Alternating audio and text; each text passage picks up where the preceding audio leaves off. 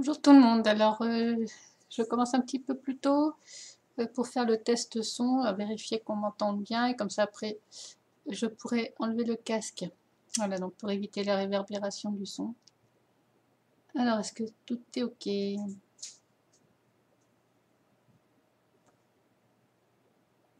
ben, bonjour à tous ceux que je vois se connecter là. J'espère qu'on va passer un bon petit moment ensemble. Alors, je vais allumer ma tablette.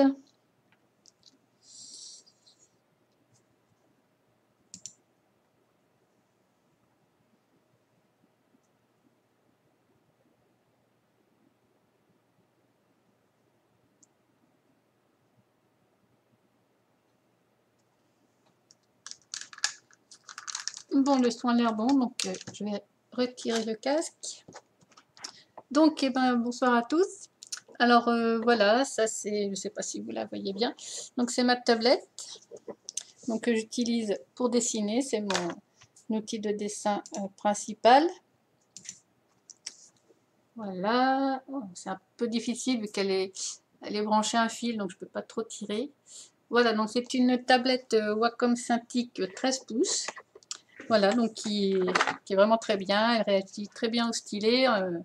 J'ai vraiment l'impression de dessiner et bien, comme sur une feuille de papier avec un stylo qui réagit aux différences de pression. Donc comme ça, je peux faire des traits plus ou moins épais selon l'effet souhaité. Et donc voilà, c'est avec ça que je travaille. Et donc avec le logiciel Manga Studio. Voilà, donc qui m'a été conseillé par John Lang ainsi que la tablette. Et donc je le remercie beaucoup parce que ça m'a vraiment changé la vie, complètement changé ma méthode de travail. Et ça apporte un confort vraiment indéniable. Surtout quand on veut modifier, qu'on on se rend compte des erreurs. Non, non. Bon, voilà le chat qui vient m'embêter. C'est pas le moment. Dégage Sherlock. Merci. J'aurais dû le laisser dehors. Alors, bon, donc ça va être un peu compliqué pour à la fois dessiner et lire vos commentaires, mais vous inquiétez pas, je vous vois, je vois vos commentaires. Donc bonjour à tous. Alors depuis Captura, je ne sais pas s'ils reçoivent bien, mais en tout cas moi, je vous reçois bien. Bon, bah écoutez, on va peut-être commencer du coup. Donc je vais sur Manga Studio. Bon, j'ai dû réduire un peu la taille de la fenêtre, sinon ça ne rentrait pas entièrement dans l'image, parce que j'ai dû me mettre en mode 720p en résolution, sinon ça laguait beaucoup trop. Voilà, donc j'espère que ça suffira quand même. Enfin, heureusement, on peut zoomer. La tablette, elle a des boutons sur le côté qu'on peut paramétrer vraiment quand on veut. C'est personnalisable à 100%. Et c'est vraiment très pratique. Donc comme ça, j'ai utilisé certains des boutons pour faire des zooms. Comme ça, quand j'ai besoin de me concentrer sur un détail en particulier, eh bien c'est très pratique. Et ensuite, après, je peux reculer la vue d'ensemble pour avoir un aperçu du dessin final. Et ensuite, me recentrer sur un détail en particulier. Voilà, donc n'hésitez pas surtout si vous avez des questions. Alors, tu travailles plus vite du coup? Oui, effectivement, non seulement je travaille... en fait, je travaille de manière plus efficace, donc ça inclut éventuellement plus vite. Bon, après, je prends toujours comme pour un dessin en papier, il faut toujours le temps qu'il faut pour obtenir un truc correct. Mais disons que ça permet d'être plus efficace. Au final, je sais que je peux passer un petit peu plus de temps sur le dessin pour qu'il soit mieux, parce que je peux toujours effectuer des retouches, c'est beaucoup plus facile pour les retouches. Tandis que sur un dessin papier, au bout d'un moment, bon, il faut bien que j'accepte que le dessin soit comme ça parce que c'est plus possible de retoucher. Une fois que c'est ancré, qu'on a mis du blanco partout, voilà quoi. Le dessin, il est comme ça et c'est tout. Tandis que sur la tablette, on peut toujours retoucher. Donc ça, c'est vraiment l'avantage principal pour moi. Alors, la grandeur de la tablette, quelle grandeur est-ce que toi tu recommanderais pour quelqu'un qui veut dessiner des planches de BD? Là, la grandeur, en fait, c'est à peu près l'équivalent d'une feuille A4, hein, donc une feuille normale, standard. Bon, après, moi, ça me suffit largement, donc entre autres, grâce à cette fonction zoom qui fait qu'on n'a pas besoin d'un espace énorme. Mais bon, après, j'ai des tablettes plus grandes, hein, équivalent d'une feuille A3. Certains dessinateurs préfèrent travailler sur ce format. Peut-être que si je passais à une tablette plus grande, j'apprécierais aussi, mais là, pour le moment, moi, ça me convient tout à fait. Je n'ai pas besoin de plus grand pour le moment. Alors, bon, écoutez, on va commencer. Donc là, comme vous voyez, hop, fonction zoom, je peux zoomer sur la feuille de papier pour aller dessiner à l'endroit que je veux sur la feuille virtuelle, bien sûr. Alors, on va commencer. Bon, j'avoue que je me lance vraiment à l'aveuglette, là, je ne sais pas du tout ce que je vais dessiner. Donc, ce sera comme ça me vient, j'espère que ça vous ira. Voilà, donc là, vous voyez, j'utilise l'outil crayon. Donc, c'est l'équivalent du crayon mine. Donc, c'est exactement comme sur une feuille de papier. C'est avec ça que je commence le crayonné, qui se part ensuite, donc bien sûr, sera gommé. Donc là, tout simplement, je ferai en sorte que le calque ne soit plus visible. Mais si j'ai besoin de le retoucher ou que j'ai besoin de comparer par rapport à l'ancrage, hop, je peux le faire réapparaître à tout moment. Je peux même varier la transparence pour qu'il soit plus ou moins visible. Voilà, comme ça au moment d'ancrer, ben, je le rends plus clair, donc je peux mieux voir où j'encre. Donc c'est l'équivalent de ce que je faisais avant avec la gomme mie-de-pain, où je passais dessus, ça éclaircissait un peu le crayon sans l'effacer. Et c'est comme ça par ensuite que j'ancrais par-dessus, de manière à toujours voir le crayonné, mais sans l'effacer complètement, et de mieux voir par où l'ancrage par-dessus. Voilà, donc là c'est l'équivalent. Mais là pour le moment, comme je fais uniquement le dessin, je peux le mettre au maximum pour bien voir ce que je dessine. Voilà, et donc comme vous le voyez à la tablette, eh bien avec le stylet, donc je ne sais pas si je vous ai montré le stylet, voilà le stylet, donc qui est fourni avec la tablette, et en fait plus on appuie fort, et plus le trait sera épais et foncé comme un vrai crayon. Voilà, donc ça permet de faire des très jolis effets quand on veut dessiner au crayon. Donc là, bon, vous voyez, j'ai fait n'importe quoi. Si je veux effacer, eh bien je fais annuler en appuyant le bouton que j'ai configuré pour annuler le trait que je viens de faire. Comme ça, si je ne suis pas satisfaite du trait que je voulais faire, que je veux recommencer, eh bien voilà, c'est tout simple. Et si finalement je dis, ah non, finalement je le garde, hop, on répète et le trait réapparaît. C'est magique, c'est super.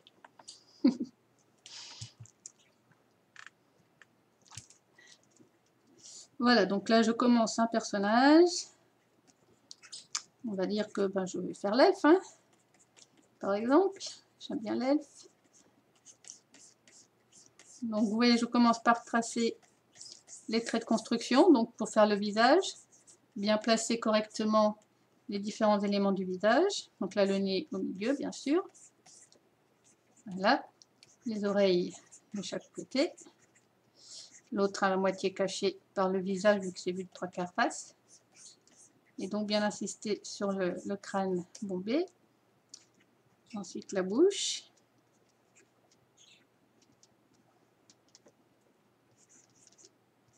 Et le cou à peu près au milieu de la tête. Ensuite, on fait le torse. Voilà, donc là, je fais l'équivalent du squelette avec les côtes. Le ventre. Donc, toujours bien penser en 3 dimensions. Comme ça qu'on arrive à rendre les volumes. Donc ensuite, les hanches. Voilà.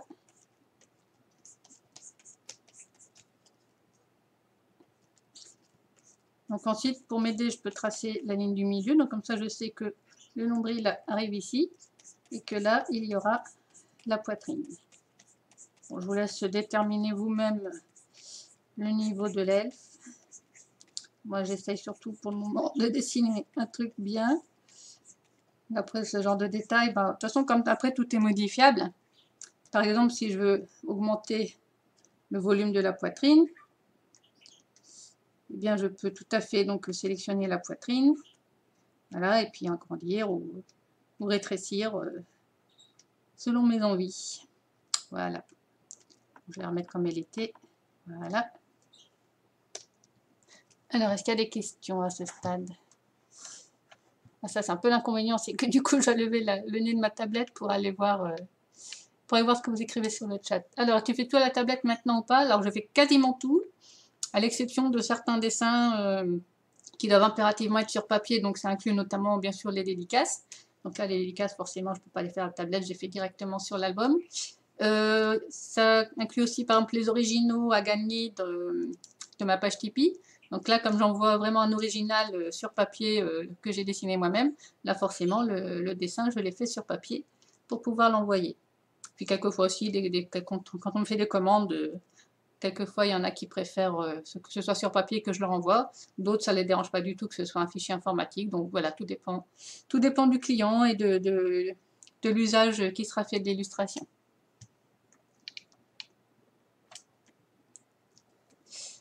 Elle était bien quand tu as grandi comme ça. Oui, bah, peut-être que je l'agrandirai après par la suite, mais là, on va continuer un peu le reste du corps et on verra ce que ça donne une fois que je l'aurai fini, s'il y a des éléments qui doivent être agrandis, rétrécis ou refaits, une fois qu'on aura la vue d'ensemble.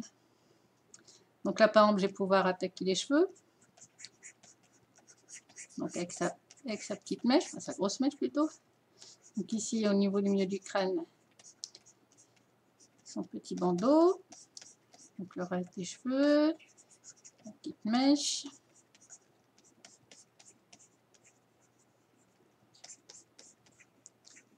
En général, quand je fais un crayonné, je fais souvent relativement succinct, c'est-à-dire que je laisse avec des formes comme ceci, un peu géométriques, et les petits détails, genre les cils, les traits comme ça au milieu du visage, même les sourcils, quelquefois, c'est des petits détails que je rajoute à l'ancrage parce que je sais qu'ils sont là, je sais que sinon ça manque si je les fais pas, enfin bref.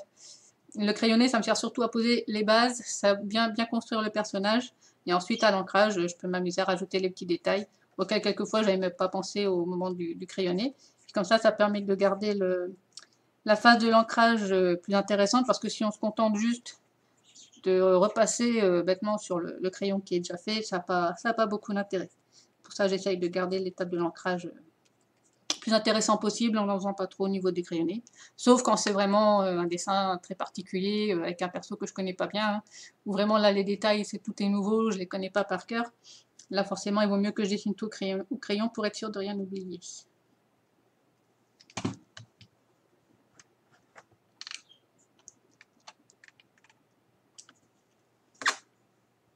Voilà, donc je continue, et donc n'hésitez pas si vous avez des questions, hein, je regarderai le chat de temps en temps.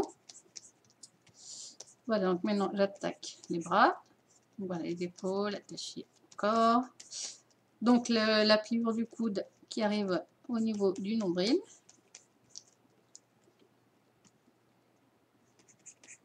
On va faire coucou.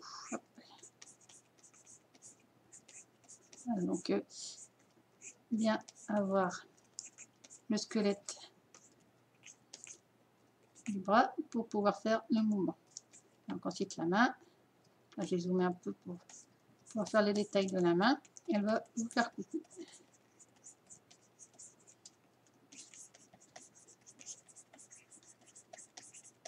Et voilà, un petit coucou de Sélénia pour les spectateurs.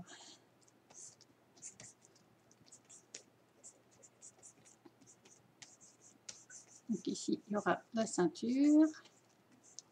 On va lui faire ses habits, sa petite veste, un petit t-shirt, je ne sais pas trop comment, son petit, voilà. Donc ici, elle a ses bracelets, ses gants qui remontent, et tout ça. Voilà, donc voilà pour le crayonné. Donc comme vous voyez, c'est beaucoup à la base des formes géométriques qu'on assemble les unes les autres en suivant le mieux possible le squelette humain. Et après, bon, évidemment, ça doit s'adapter à la morphologie de la personne qu'on dessine ou de la créature. Le tout, c'est que ça reste crédible et qu'on reconnaisse bien voilà, une forme humaine en volume. Voilà, bah écoutez, on va passer à l'ancrage. Donc si vous avez des questions.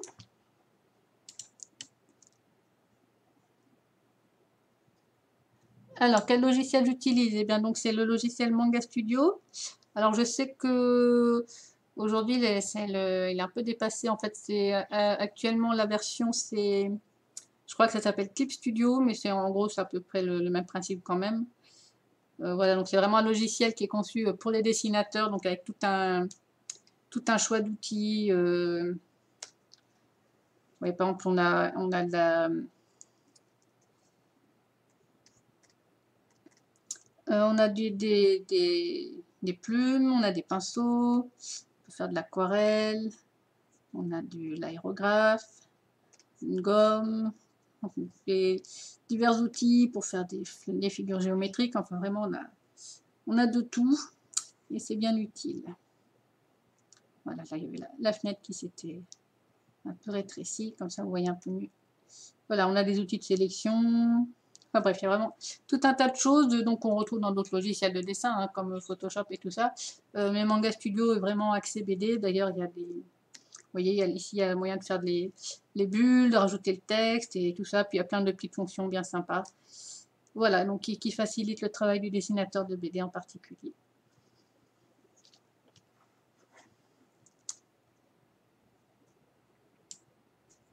Alors, ça prend combien de temps pour faire une BD complète à la tablette? Eh bien, ça me prend environ 4 mois, sachant que chaque planche, en moyenne, c'est 2 jours. Ça peut être moins quand c'est une planche où il n'y a pas beaucoup de personnages, des décors simples, là, ça peut aller assez vite. Par contre, ça peut prendre plus de temps si c'est des décors compliqués avec plein de monde, là, forcément, c'est beaucoup plus long. Mais en moyenne, je dirais donc 2 jours par planche, et donc à peu près 4 mois par album. Bonjour à tous ceux qui viennent de nous rejoindre. Donc, je continue le dessin, on va passer à l'ancrage. Donc, comme expliqué tout à l'heure, vous voyez, ce calque, je peux diminuer la transparence. Voilà, comme ça, je vais pouvoir ancrer par-dessus sans être gêné par la noirceur du crayon. Donc, pour ancrer, j'utilise l'outil plume, donc qui fait un peu le même effet qu'une plume... une plume à dessin avec de l'encre de Chine, et donc plus j'appuie sur le stylet et plus le crayon, enfin la plume va imiter un trait épais. Et par contre, si j'appuie doucement, et ben ça va faire un trait plus fin. Mais on peut évidemment varier la taille de base de l'outil. Donc là, comme vous voyez, j'ai plusieurs configurations. Donc là, celui du haut, c'est celui pour les traits de base. Et celui d'en dessous, qui est un peu plus fin, je l'utilise pour les petits détails, les textures, ce genre de choses. Par exemple, les cheveux, comme ça doit être assez fin, j'utilise la plume plus fine. Et ensuite, pour le reste du corps, ce sera la plume un peu plus épaisse. Donc, ouais, je vais vous faire déjà une démonstration. Donc voilà. Non, pardon, ça c'est sur le calque du crayon. On va faire un autre calque. Voilà, pour l'ancrage. Comme ça, il va passer par-dessus. Voilà. Donc là, hop, vous voyez la variation d'épaisseur qui peut être très importante en fonction de la manière dont vous appuyez avec le stylet sur l'écran. Et donc là, c'est donc la plume un peu plus épaisse pour le reste du corps. Donc vous voyez, de base, le trait un peu plus épais et encore plus épais si j'appuie plus fort. Voilà, donc ça, j'efface et on est parti. Donc je vais ancrer les cheveux.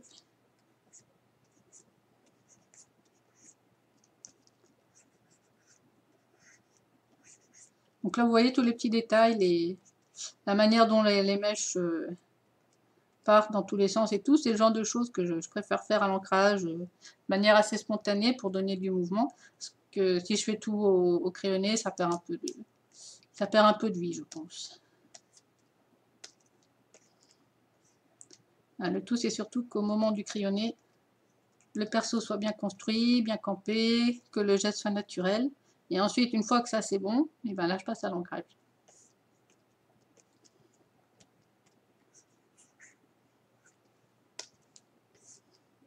Donc là, vous voyez, là j'ai fini donc, la mèche de cheveux, donc je repasse avec la plume un peu plus épaisse pour faire le reste du corps.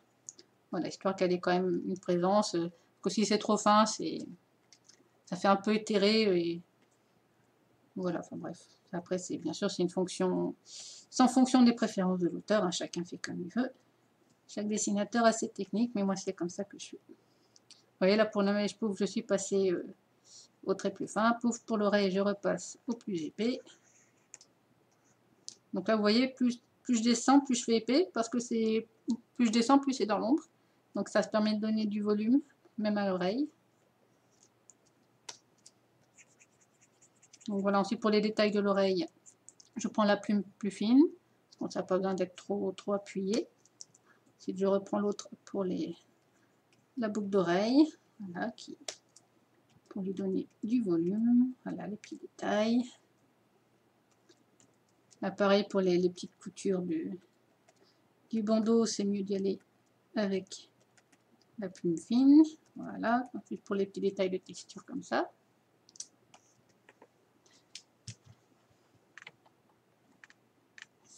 Alors, est-ce que ça t'a pris du temps pour maîtriser la tablette et Manga Studio? Oui, il m'a quand même fallu un petit peu de temps parce que comment dire, passer du papier, du crayon papier que j'utilisais depuis des années au stylet sur la tablette, c'est quand même une expérience très différente. D'ailleurs, j'ai réessayé plusieurs fois. Au début, je me disais non, j'y arriverai jamais, c'est pas possible. Puis au fur et à mesure, je me suis entraînée, j'ai fait des essais, j'ai testé tous les outils. Je me suis fait la main, et puis au bout d'un moment, ben, je pouvais plus revenir au papier, au crayon. C'était parti. Maintenant, je ne peux plus revenir en arrière. Enfin, si, sauf quand il faut, bien sûr, mais voilà, je préfère quand même dessiner à la tablette. Donc oui, il m'a quand même fallu quelques mois pour être à l'aise avec l'outil, mais c'est comme dès qu'on change de technique, hein, de toute façon, il faut toujours un petit moment pour être à l'aise avec le nouvel outil. Donc ça, c'est pas plus différent que si j'avais changé pour une plume, pour un pinceau ou autre. Hein, voilà, c'est juste une question de patience. Voilà. Ben, bonsoir à tous ceux qui nous rejoignent. Donc, comme vous voyez, il y a un petit dessin en cours. Et donc, j'explique un peu ma méthode de travail avec Manga Studio. Charlotte Descales, merci. Il y a mon chat qui vient m'embêter.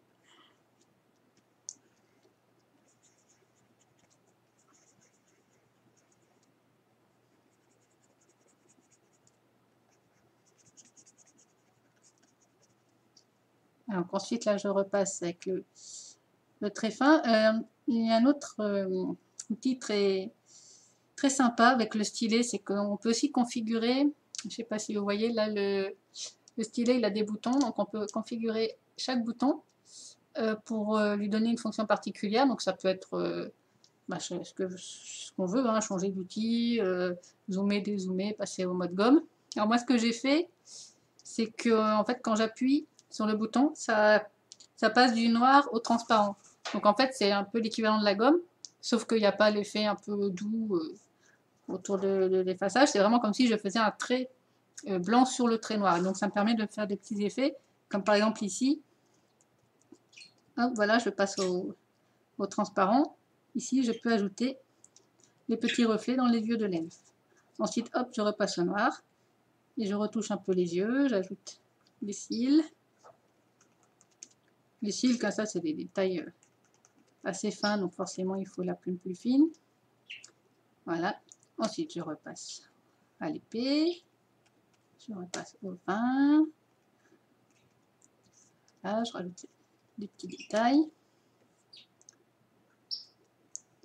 Voilà, il y a par exemple, si je ne suis pas satisfaite, hop, je repasse au transparent, j'efface, hop, et je recommence.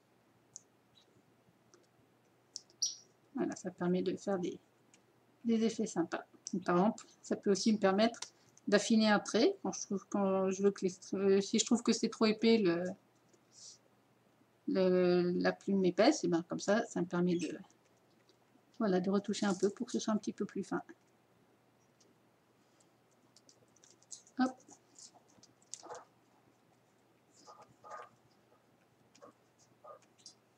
Par exemple ici, hop, un petit déplacement, c'est pas grave, on passe en transparent et on efface.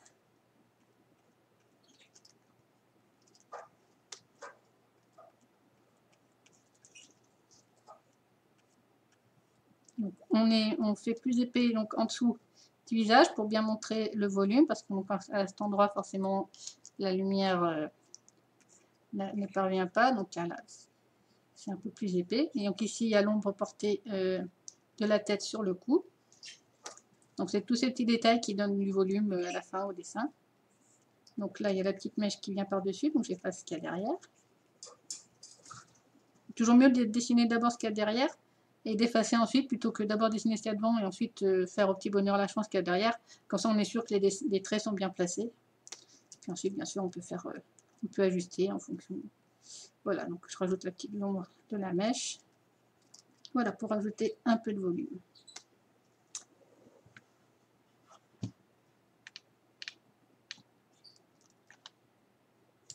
Alors la persévérance avec la durée, c'est encore connu, mais bon, je te remercie Olivier. En tout cas j'espère. Le plus facile au final reste sur papier du coup. Ça dépend, hein. Il y en a qui préfèrent rester sur papier d'autres qui préfèrent la tablette. C'est vraiment en fonction des dessinateurs avec quoi ils sont plus à l'aise. Moi, maintenant, aujourd'hui, je suis plus à l'aise avec la tablette. Avant, je l'étais plus avec le papier. Bon, ben voilà, c'est une question d'évolution de technique et chacun fait comme il préfère. Alors, il existe une pléiade de styles d'oreilles elfiques.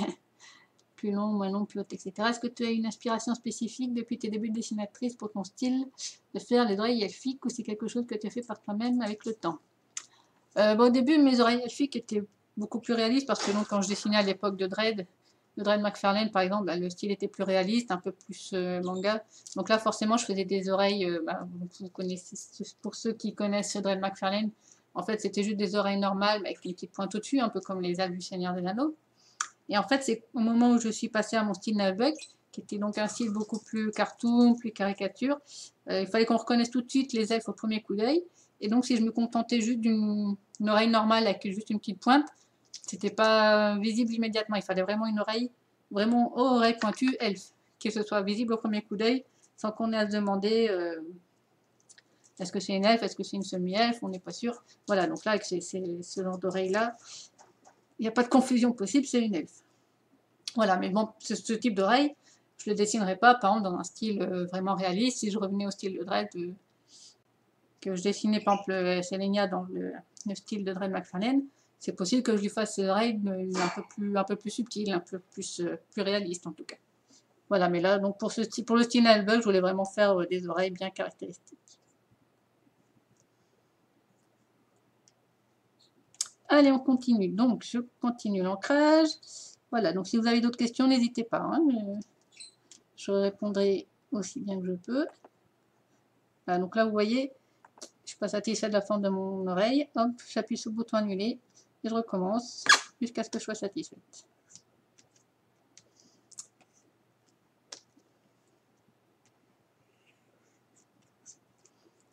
Bon, pour les mains, souvent je prends des modèles parce que c'est quelque chose qui est très délicat à dessiner. Ça laisse pas du tout le... Enfin, bref, on peut pas vraiment dire que ce soit...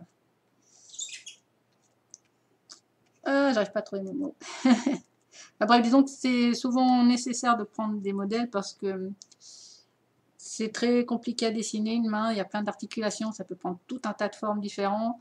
Le personnage il peut vouloir dire tout un tas de choses différentes en fonction de la manière dont il va positionner sa main.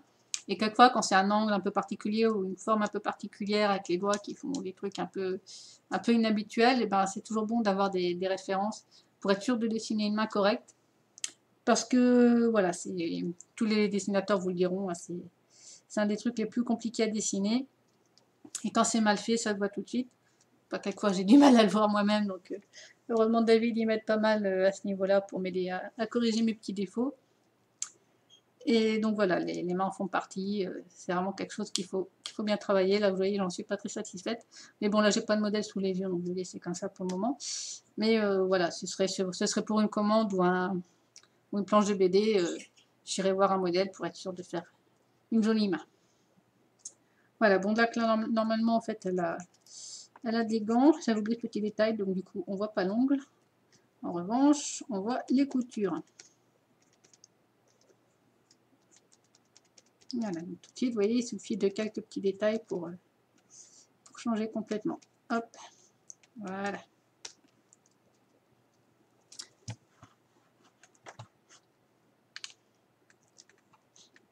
Alors, pourquoi Nailbuck, tu étais fan de la série avant de faire les BD? Bah oui, tout à fait. C'est pour ça que j'ai proposé à John Lang de faire en BD, c'est parce que j'avais adoré les épisodes MP3, je me retrouvais tout à fait dans cet univers, j'ai toujours été fan de fantasy et tout ça, et puis de jeux de rôle et tout, donc voilà, ça me parlait beaucoup, je trouvais ça drôle, et puis justement j'avais envie de changer un peu de style après Dredd McFarlane et Shael, de faire un truc plus rigolo, plus mignon. Et donc ça correspondait tout à fait, donc j'ai fait des tas d'essais jusqu'à trouver mon style, et puis voilà, quand Nailbuck était lancé. Alors, quel est ton personnage préféré dans Nailbuck? C'est une question qu'on me pose souvent, mais bon, moi je les aime bien tous parce qu'ils ont tous leurs qualités, leurs défauts. Et bon, après, si je dois citer un personnage auquel je m'identifie le plus, je dirais que c'est la magicienne. L'elfe aussi, j'ai toujours aimé les elfes, puis le nain il me fait bien rire. Enfin bon, je me retrouve un petit peu dans chaque perso, mais voilà, si je vais en citer qu'un, je dirais que au niveau identification, en tout cas, c'est plutôt la magicienne pour son côté un peu maladroite, mais qui essaye d'apprendre. Et enfin, voilà, je sais pas si ça correspond tout à fait à moi, mais en tout cas, c'est un peu comme ça que je me vois. Donc voilà. Une corde d'elfe en pièces détachées dans mon armoire depuis 2 ans. Ouais, bah faudrait peut-être que tu t'y repenches, oui. On aimerait bien voir ça, nous.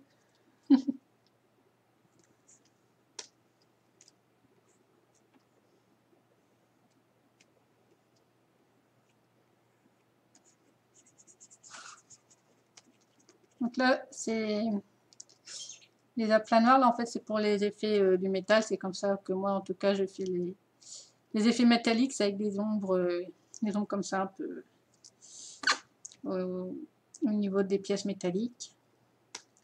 Après, là, je peux ajouter les gravures sur le brassard de l'elfe. Donc, pas oublier les plis, hop, du gant.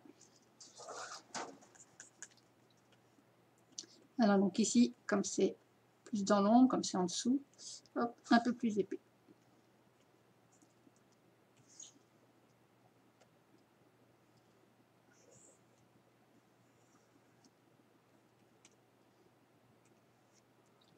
Alors, au moment d'ancrer la poitrine, c'est toujours un peu délicat parce que forcément, c'est un endroit qui attire le regard et qu'il faut particulièrement soigner.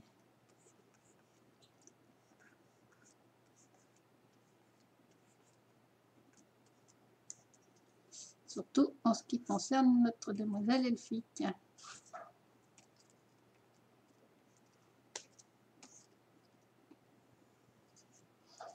Donc là, inutile de vous dire qu'à chaque dessin, c'est la poitrine sur laquelle, en général, je passe le plus de temps, que je recommence encore et encore, jusqu'à ce qu'elle soit bien. Parce que c'est très rare que j'en sois satisfaite du premier coup.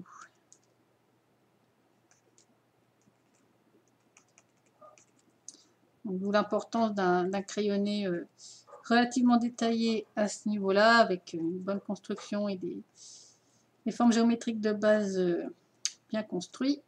Comme ça, après, le reste, eh ben, ça va plus vite.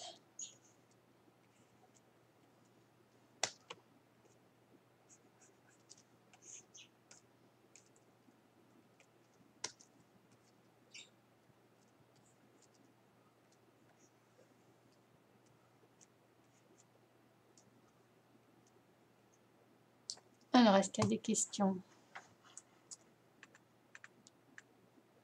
T'arrives à vivre de ta passion, de ton travail, ou c'est chaud des fois? Ben, écoutez, jusqu'à présent, oui, grâce à Nalbuck. Donc, grâce à vous, à tous les lecteurs qui nous suivaient depuis le début, j'ai pu réussir à vivre de ma passion et je sais que c'est pas donné à tout le monde. Donc, merci à vous, merci à tous les fans de Nalbuck qui nous suivent depuis le début. C'est vraiment quelque chose de très important. Parce que sans vous, forcément, je ne pourrais pas.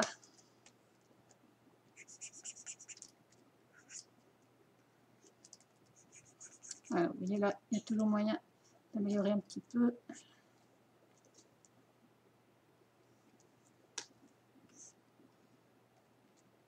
Hop, pas oublier l'épaisseur un peu du gant pour pas avoir l'impression que ce soit juste peint sur le bras.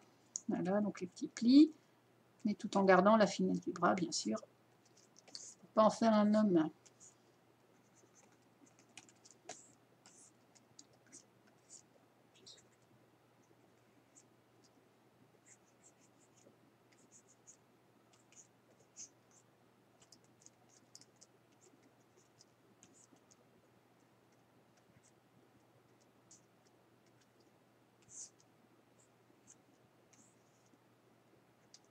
Donc là, vous voyez, je peux faire des petites emportées, des petits détails du haut. Comme ça, voilà, ça rajoute un peu de volume. Hop, le petit nombril.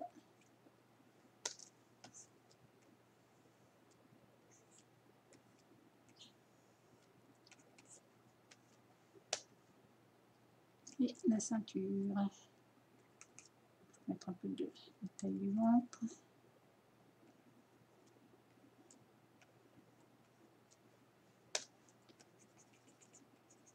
Hop là, reflet métallique. Hop, les plis de la jupe. Quelques détails ici, les coutures sur. Hop là, voilà.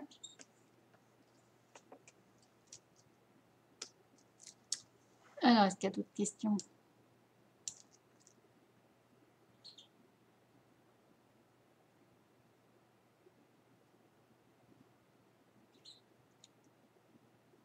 Alors, Olivier, il se passe trop de choses dans mon armoire pour pouvoir t'expliquer en quelques mots, mais Marion, c'est...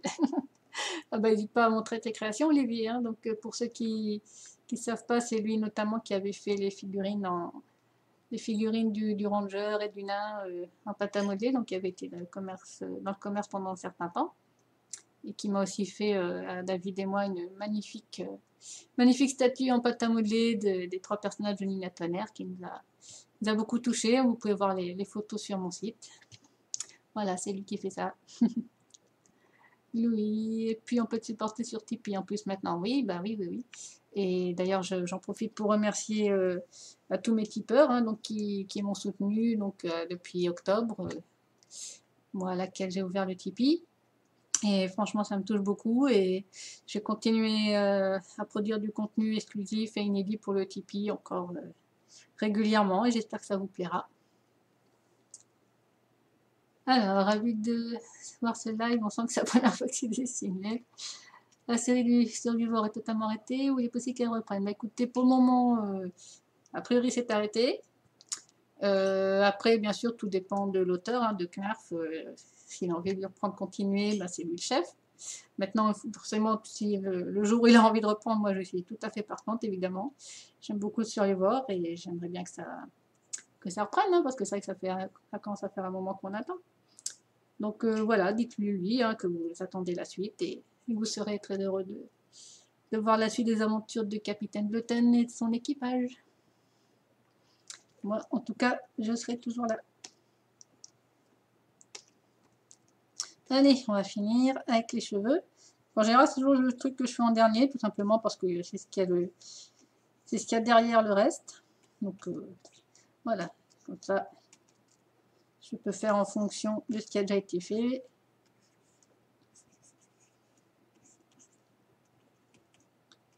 Et c'est là en général que je m'aperçois que j'ai pas fait les boucles d'oreilles de l'autre côté. Voilà, ensuite là j'épaissis à certains endroits pour donner un peu de volume. Je rajoute 2-3 détails.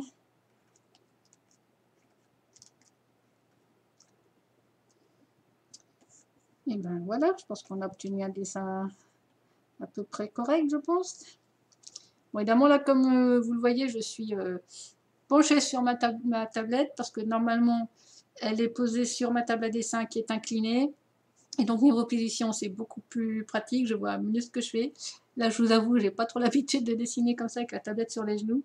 C'est pas hyper pratique, mais bon, j'espère que ça vous va quand même. Mais là, je me rends compte que l'elfe n'a pas de hanche. C'est n'importe quoi. Et je me trompe d'outil.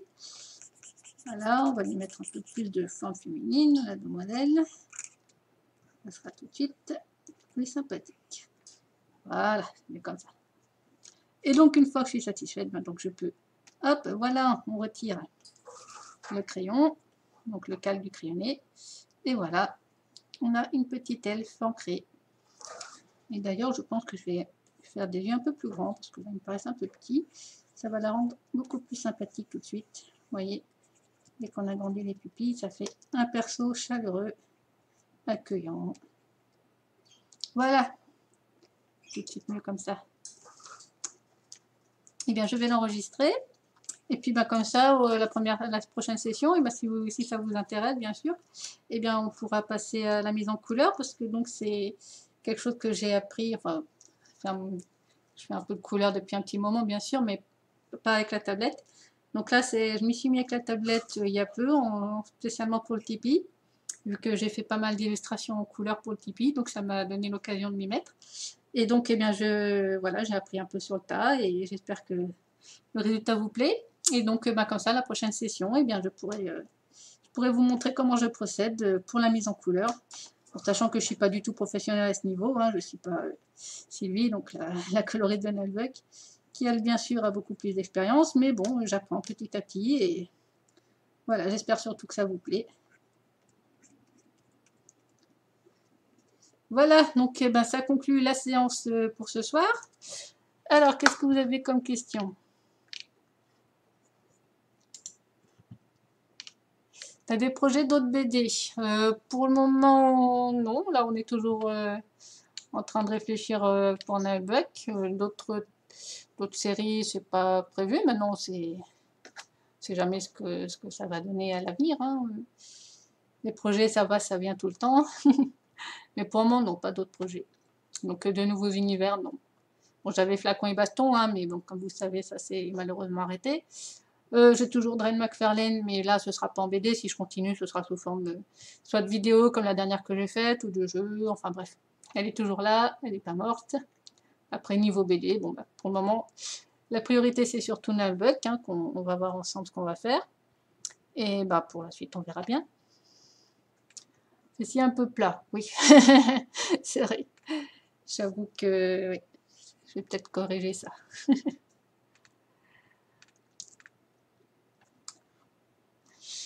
Condition de dessin n'est pas la plus adaptée. Donc, comme je viens d'expliquer là, pencher comme ça sur ma tablette et pas sur ma table à dessin, j'ai un peu de mal à voir correctement le dessin dans l'ensemble. Donc, voilà.